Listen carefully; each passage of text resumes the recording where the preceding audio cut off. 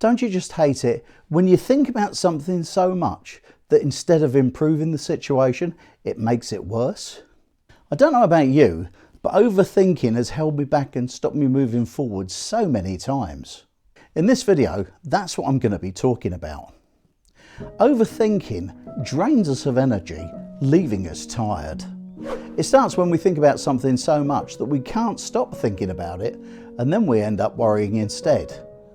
It even causes us to lose sleep because it plays on our mind so much. It can become overwhelming, and instead of helping, it leads only to procrastination and nothing being decided or acted upon. The more we overthink something, it becomes obsessive and it affects us, and not in a good way. It distorts our thinking, it affects our understanding and takes control of us. Let me give you an example from when I was younger. When I was meeting up with my mates, I always thought that they were better than me, more confident than me and smarter than me. I'd worry that whenever I said something, it would sound silly and they'd laugh at me and see me as stupid. I'd worry that they'd see through me and see me for the loser that I was. It would stop me from enjoying being with my friends. I couldn't enjoy being with them because I wouldn't be in the moment. If the group was going out and some of them wanted to do one thing and some of them wanted to do the other, I'd never know what to choose.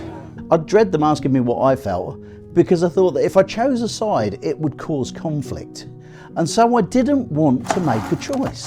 I'd not want to say which I preferred in case it rocked the boat and some would get upset or mad at me. And the upshot of it all was that I didn't choose to do the thing I'd rather do, nor would I pick the other thing that I wanted to do less. I'd choose a third choice of not doing either and saying that I didn't fancy one or the other, and I'd go home instead because I didn't want anybody getting upset with me. And so I'd go home and think about it and beat myself up over it instead. My thoughts bogged me down and stopped me from doing anything. What we all need to realise is that we can't control anything, particularly other people's decisions and how they react, nor are we responsible for them. Once we realise and understand that we can't control everything, we can stop overthinking situations and we'll feel much better. It's not that in overthinking we think too much, it's that we're thinking about the wrong things. I didn't question my thinking, I just put up with it instead of questioning whether the thought was one that I wanted to agree with or not. When we overthink, it's as though our thoughts are our window to our world, and when we look out of that window, it's so foggy that we can't see properly to make an informed decision. So we do nothing. The problem is that when we do that, we keep going over and over things in our head and we build a mental monster. Once we understand what we're doing, we can realise what we need to change and how to take control. And once we've done that, we can start to move forward. Before we get into that, I have a quick favour to ask. Around 82% of the viewers to this channel are not subscribed. My short-term goal is to get that number down to 75%. If you like my content, please hit the subscribe button. It helps the channel more than you could imagine. And the bigger the channel gets, the bigger the videos will get. Thank you. Now back to the video.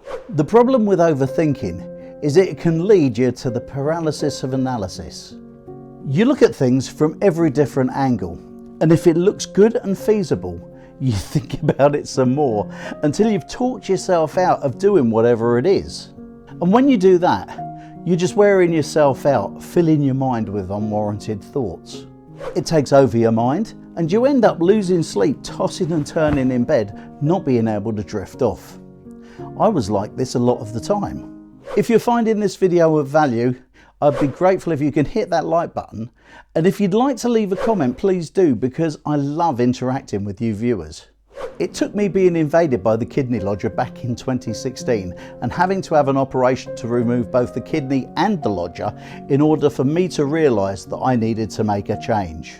I realised I only had one life and that I couldn't keep letting myself overthink things, worrying about what people may think, say or do. I couldn't keep letting other people's opinions dictate my actions. We can't let our doubts and fears keep overcoming us. We need to challenge them. Instead of overthinking, we have to question our thinking and then challenge it and move forward. There comes a time when we need to act. I'm not saying you can't think about things, just set a time limit on how long you're going to think about something and then get on with it.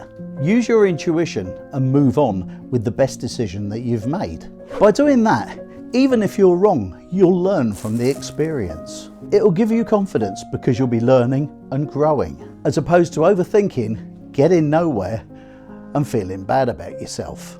We've all failed at things before in our lifetimes.